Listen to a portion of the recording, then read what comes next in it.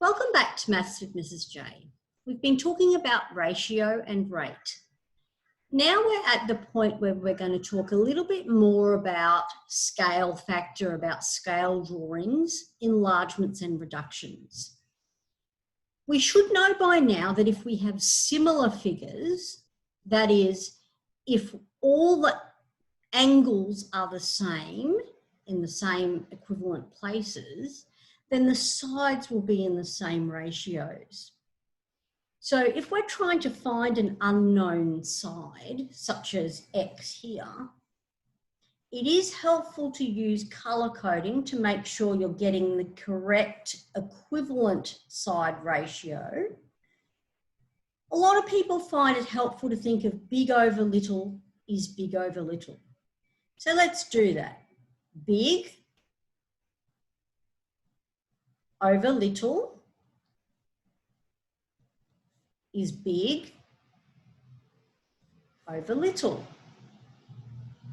All right, so we're getting the big side over its smaller equivalent side, the other big side over its smaller equivalent side. This is where we do our cross multiplication.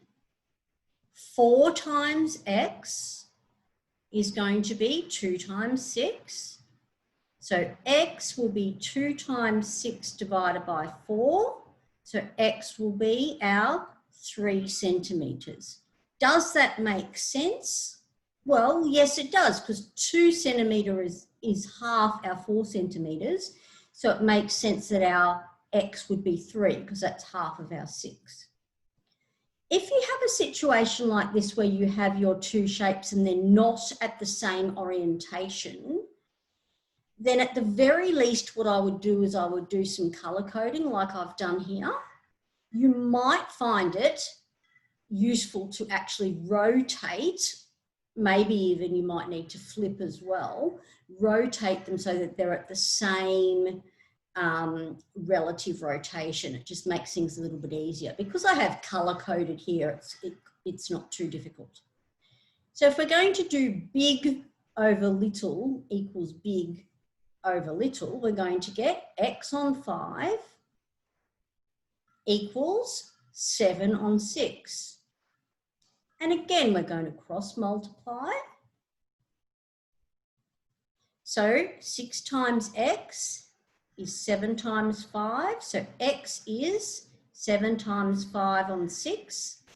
We're going to round off to 2 decimal places here. We're going to get 35 on 6. And rounded off to 2 decimal places, we're going to get 5.83. So sometimes it's easy because it's just half or twice or a third or something like that. Other times the ratio is not quite so straightforward, and definitely using cross multiplication will sort you out in situations like that and make it easier for you.